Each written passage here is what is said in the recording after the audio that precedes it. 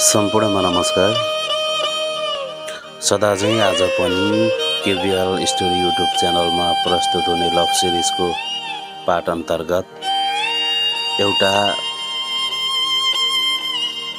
परदेशी जुन एउटा बालापन र एउटा जन्मेको घर आँगन र जन्म दिने बाउआमा र श्रीमान बालबच्चालाई छोडेर एउटा सपना बोकेर जुन एउटा विदेश गएको हुन्छ, त्यो परदेशीको कथालाई लिएर चाहिँ परदेशीको भावना लिएर चाहिँ तपाईहरुसम्म आइसकेको छु।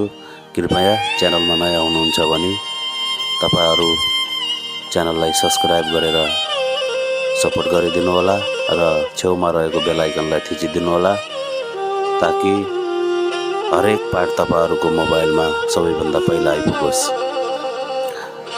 भन्दै ढिला नगरिकन आजको परदेशीको पीडा शीर्षकमा म तपाईहरुलाई एउटा स्टोरी लिएर आएको छु, जुन तपाईहरुलाई म सुनाउन चाहन्छु। ढिला नगरिकन विषयवस्तुतिर अगाडि बढ्न चाहन्छु।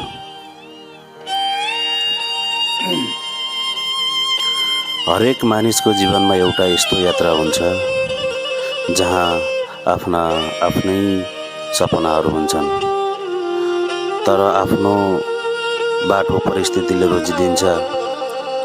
रहरले सुरु भएको त्यो यात्रा कहिले बाध्यतामा बदलिन्छ भन्ने थाहा नै हुँदैन। साथीहरू, हामी सबैलाई लाग्छ जब हामी सानो हुन्छौँ, सानो हुँदा छिट्टै ठुलो हुने रहर पलाउँछ। हो, त्यो ममा पनि थियो। जब सानो थिए छिट्टै ठुलो हुने रहर थियो। लाग्थ्यो ठुलो भए जीवनमा कुनै दुःख हुँदैन, मन लागेको सबै कुरा गर्न पाइन्छ। समय बित्दै गयो। ठुलो भएपछि गाउँभन्दा सहर सुन्दर लाग्न थाल्यो। सहर पुगेपछि लाग्यो अब धेरै पैसा कमाउनु पर्छ। पैसा भएन भने जीवन सफल र सहज बनाउन सकिँदैन। यही पैसाको खोजीमा दिनहरू दौडिए र सपनाहरूले फेरि अर्को बाटो देखाए। विदेश जाऊ अनि भविष्य बनाऊ। त्यसपछि आफ्ना सबै खुसीहरू एउटा सुटकेसमा बन्द गरेर, एउटा पासपोर्ट बनाएर आमाको आँसु र बुबाको मौन आशीर्वाद बोकेर विदेशको बाटो तयार गरियो। साथीहरू, त्यहाँ पुगेर थाहा भयो विदेश सजिलो रहेनछ। यहाँ हरेक मुस्कानभित्र हजारौं पीडाहरू लुकेका रहेछन्।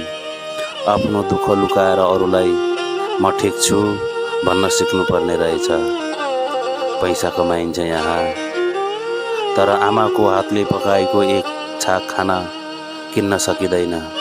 साथीहरू, ठुलो घर बनाउन सकिन्छ, तर बाल्यकाल बितेको त्यो सानो आँगन फर्काएर ल्याउन सकिँदैन। त्यसैले सबैभन्दा ठुलो पीडा त त्यो दिन महसुस हुन्छ साथीहरू, जब घरबाट फोन आउँछ। बाबाले भन्नुहुन्छ, आमाले भन्नुहुन्छ, बाबु कहिले घर आउँछौ? तर मनभरि घर फर्किने चाहना हुँदाहुँदै पनि ओठबाट निस्किने एउटै उत्तर हुन्छ, अझै केही समय लाग्छ। साथीहरू, पीडा त यसैमा हुन्छ जब बाबाको फोन आउँछ, आमाको फोन आउँछ, श्रीमतीको फोन आउँछ अनि साना कलिलाती बालबच्चालाई देखिन्छ। बाबु अझै पर्ख, केही वर्ष लाग्छ भनेर उनीहरूलाई सम्झाउनु पर्ने हुन्छ। कति विडम्बना जसको काखमा जन्मियौँ, जसले आफ्ना सपना त्यागेर हाम्रो भविष्य बनाए, उनीहरूलाई एकपटक अँगालो हाल्न पनि कहिलेकाहीँ वर्षौं कुर्नुपर्छ। साथीहरू, सायद यही नै देशको, यही नै विदेशीको सबैभन्दा ठुलो मूल्य हो। यहाँ पैसा कमाइन्छ, तर समय गुमाइन्छ। यहाँ सपना पूरा हुन्छ, तर आफ्ना मान्छेसँग बिताउनु पर्ने अमूल्य क्षणहरू सधैँका लागि छुटेर जान्छन्। त्यसैले साथीहरू विदेशीको योभन्दा ठुलो दुःख र पीडादायक क्षण केही पनि हुँदैन होला भन्दै आजको अन्त्यमा म भन्न चाहन्छु, विदेश जानु गलत होइन साथीहरू, तर आफ्ना मान्छेहरूबाट टाढा भएर बाँच्नुपर्ने बाध्यता भने संसारकै सबैभन्दा गहिरो पीडा हो। र यो पीडा त्यही मान्छेले बुझ्छ जो हरेक रात घर सम्झेर निदाउँछ र हरेक बिहान परिवारकै लागि फेरि सङ्घर्ष गर्न उठ्छ। साथीहरू, आजको परदेशीको पीडा स्टोरी तपाईँहरूलाई चाहिँ कस्तो लाग्यो? यदि तपाईँहरूलाई मन पर्यो भने भिडियोलाई लाइक, कमेन्ट, सेयर गरेर सब्सक्राइब गरी हाम्रो च्यानललाई सपोर्ट गरिदिनु होला भन्दै फेरि हरेक साँझ राति 9-10 बजेको समयमा आउने हाम्रो केबिएल स्टोरीको लभ सिरिज पाठ अन्तर्गत अर्को पाठ भोलि बेलुका साँझको 9 बजे लिएर आउने नै छु। त्यतिन्जेलसम्मको लागि तपाईँहरूबाट बिदा चाहन्छु। हवस् त, धन्यवाद। Good night. KBL story.